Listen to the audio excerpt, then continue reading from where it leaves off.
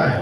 Constitution में उनका उपचार है, जहाँ तक डायरेक्ट प्रिंसिपल्स ऑफ स्टेट है वो उपचार। देश बौद्ध धर्म का ज्ञान दिया, पंचशील देकर जनता को देश का निर्माण किया, अपने अथक परिश्रम से लेकिन भारत का संविधान दिया, स्त्री और अछूतों को समता शक्ति सम्मान दिया। जुल्म आप जवाहरलाल नेहरू के हाथ पे दिया, बाबा साहब बहुत खुश हुए। आप जान सके मन से, फिर तो आप कोई बात नहीं कि अगर कोई प्रभावशाली व्यक्ति आपसे कहे कि ये बात सत्य है या मैं आपके बीच कहूँ सत्य है, तो उसे सत्य नहीं मानना चाहिए। ये बात तो तथागत बौद्ध ने भी कहा कि कितने लाखों की भीड़ ये कहे कि बात सत्य है, आपको वह नहीं माननी, पहले सत्य की कसौटी को उससे परखना है।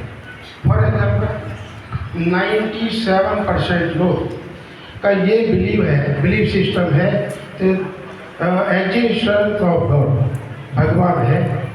तो इस बहस में ज़्यादा न पड़ के जाए, चूँकि हमारा भटकाव हो जाएगा, कहीं झगड़ा फसाद भी हो सकता है। आपको सिर्फ और सिर्फ अपनी एजुकेशन पर ध्यान देना है। बुद्धा और धर्मा में बाबा साहब ने इसमें थोड़ा हिंट भी किया है कि हमारे लोगों को जहाँ धर्म की चर्चा हो, ज़्यादा बहस हो, उसमें इन्वॉल्वमेंट ठीक नहीं होगा, क्योंकि हम विमुख हो जाएंगे उससे। अब सबसे पहले जो बाबा साहब ने अपनी शिक्षा पूर्ण ग्रहण करने के बाद अब सोचा कि धर्म कौन सा अपनाया जाए, तो उनके सामने मुस्लिम धर्म भी था, सिख धर्म भी था, ईसाई धर्म भी था और दूसरा हिंदू धर्म भी था। उन चारों की मीमांसा करने के बाद, क्योंकि लास्ट में जिसमें अब हम हैं या जिससे हमारा कन्वर्जन हुआ बौद्धिज्म में, this is the drastic change, यानी कन्वर्जन हिंदू से बौद्धिज्म होता है, एक विचारधारा बदलते हैं, एक आवरण हमारे शरीर पर है। तो क्या कहा कि जब हम जिनको शिक्षा का अधिकार नहीं था उनको शिक्षा का अधिकार दे दिया, जिनको नौकर करने का अधिकार नहीं था उनको नौकरी का अधिकार दे दिया, और आपने जिनको समता नहीं मिली थी उनको समता का अधिकार दे दिया। अब रो क्यों नहीं हो? बाबा साहब डॉक्टर अम्बेडकर ने कहा, मैंने ऐसे लोगों के हाथ में संविधान दिया है जो 101 ब्राह्मणों के पैर छू रहे हैं। मुझे नहीं दिखता कि संविधान लागू होगा, और आपके सामने आ गया है कि संविधान लागू नहीं हो रहा है, आरक्षण आपका खत्म हो रहा है, शिक्षा आपकी खत्म हो रही है, सम्मान आपका खत्म हो रहा है। और संविधान को बदलने के लिए, इस संविधान को बचाने के लिए और अपनी शिक्षा को बचाने के लिए, रोजगार को बचाने के लिए यहाँ बैठकर बाबा साहब अम्बेडकर का नारा लगाने से कुछ नहीं होगा, आपको सड़कों पर आना होगा। इन्हीं शब्दों के साथ मैं अपनी बात समाप्त करते हुए, आपने बड़े ध्यान से मुझे सुना, क्योंकि बाबा साहब की बात 10 मिनट 20 मिनट में नहीं हो सकती, उसे तो पूरे दिन भी कहते रहो तब भी खत्म न होगी। इन्हीं शब्दों के साथ मेरी मंगल कामनाएं, शुभकामनाएं आप लोगों के लिए, बहुत बहुत आशीर्वाद, धन्यवाद। आपका कल्याण हो, आपका मंगल हो। मुझे खुशी हुई कि कम से उसी समय में क्रिमिनल लॉ शुरू हो गया। अब क्रिमिनल लॉ क्या है? IPC है, CRPC है, एविडेंस एक्ट, एक मैनुअल एक्ट है। तो लॉ ऑफ लैंड क्या है? लॉ ऑफ लैंड तो कॉन्स्टिट्यूशन। तो उस लॉ ऑफ लैंड से जो क्रिएट हुआ है वो सारा IPC, CRPC, एविडेंस कि किस तरह से मेरे विरुद्ध मुकदमा डालता है।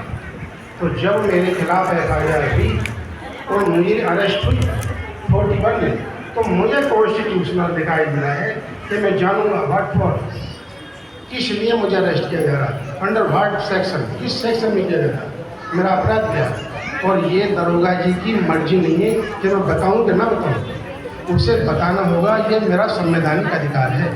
और इतना ही नहीं, अब नए कानून में तो जो वो आपका थाना है वहाँ पे एक सूचना बोर्ड रहता है, वहाँ लगाना पड़ेगा, पब्लिक डोमेन में लाना पड़ेगा, और उच्च अधिकारी को मेरी गिरफ्तारी की सूचना भी देगी। तो ये चीज़ हमको कहाँ से मिलेगी? ये मिलेगी संविधान से। संविधान हमको पढ़ना ही होगा, क्योंकि संविधान में जो प्रोविजन है कितना खूबसूरत है कि मुझे मेरे विरुद्ध मुझे थाने लेके पड़े और मुझसे कहें कि अब तुम ये जुर्म स्वीकार करो, तो मुझे मेरे विरुद्ध गवाही देने के लिए, एविडेंस क्रिएट करने के लिए कंपेल नहीं किया जा सकता। ये मेरा संवैधानिक अधिकार है। आप मुझसे पूछताछ तो कर सकते हैं कि क्या हुआ, लेकिन आप मुझसे ये नहीं कह सकते कि स्वीकार करो। और ऐसी स्वीकारोक्ति जो धारा 161 दंड प्रक्रिया संहिता ऑफेंस अगेंस्ट स्टेट और राज्य के विरुद्ध अपराध होगा, और राज्य मुझे वकील भी दे रहा है। तो ले लिया आपने चर्चित मुकदमा सुना मोहम्मद कसाब का, अजमल कसाब का, उसको फांसी की सजा हुई थी ना।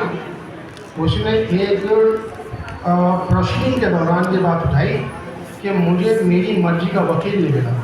ऑनरेबल सुप्रीम कोर्ट ने कहा बात सही है, लेकिन जहाँ तक नहीं मिला वहाँ तक तुम प्रिजुडिस नहीं हो, अब तुम्हें दे दिया जाए।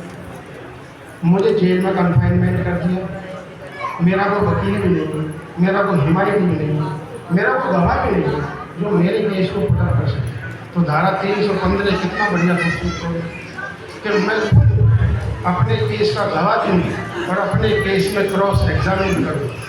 हमें ये चीज़ कहाँ से मिलेगी? कॉन्स्टिट्यूशन। मुझे एक ही अपराध के लिए 2 बार सजा नहीं दिया जा सकती, 2 बार। अभी हमारी जो यहाँ पे बोल रहा हूँ एसोसिएशन, इसमें पिछले दिनों विवाद हुआ कि आपको 2001 से ये अलॉटमेंट था, उसके बाद में ये प्रक्रिया आगे बढ़ी और जो पुराने ऑफिस पीरियड थे जागरण करा रही थी, तो जागरण से क्या फायदा, क्या आस्था है? तो मैंने 4 लाइन लिखी है, सुन लो मेरी बहन बेटियों, सुन लो मेरी बहन बेटियों। मैंने लिखा था, भारत के देवता कभी दिन में मुख ना दिखाते हैं, भारत के देवता कभी दिन में मुख ना दिखाते हैं, जागरण कराओ तो रात को इनके दर्शन हो जाते हैं, सूरज निकलने से पहले ये पूंजी से लौट पाते हैं। न जाने भारत के देवता, हिंदुओं के देवता क्यों इतने शर्माते हैं, न जाने हिंदुओं के देवता क्यों इतने शर्माते हैं।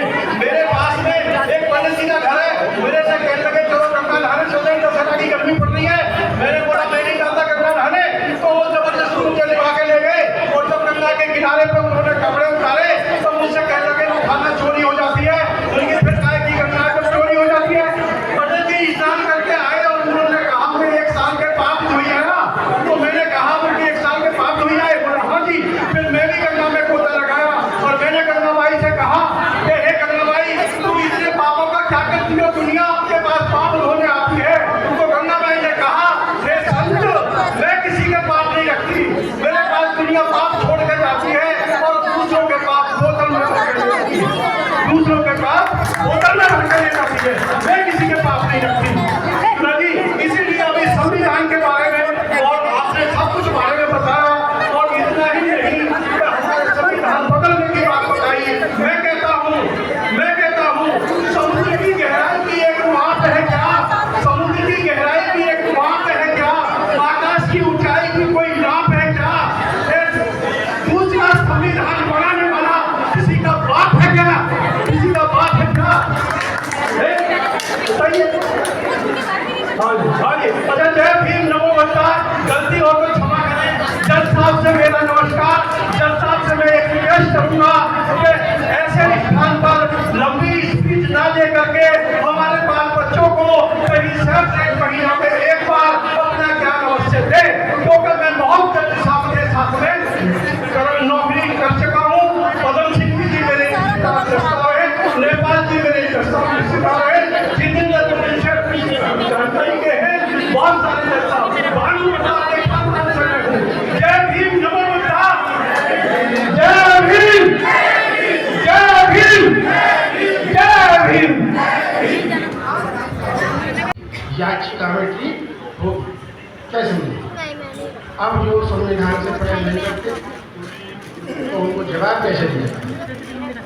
हम कहते हैं कि तुम संविधान से पढ़े करते नहीं, लेकिन संविधान के बगैर आप इस देश में तो कम से कम नहीं रह सकते। और एग्जाम्पल देखिए, अभी नया कानून 1 जुलाई 2024 से इनेक्टमेंट हो जाएगा। अभी वो 23 दिसंबर 2023 12/2023 को एसेंट मिली थी उसको राष्ट्रपति, लेकिन वो इनेक्टमेंट हो जाएगा 1 जुलाई 2024 से। समझे बेटा? उसमें क्या है तो उसके प्रोविजन भी हमको जानने जरूरी है। अब ये जो कॉन्स्टिट्यूशन की बात है, जिसको मैंने कहा कि उसके जो नाराज हैं उनको कैसे इसकी हक मिलती है। अगर किसी के साथ क्रिमिनल मुकदमा घट जाए तो क्या करेगा? वो मंदिर जाएगा क्या? मस्जिद जाएगा?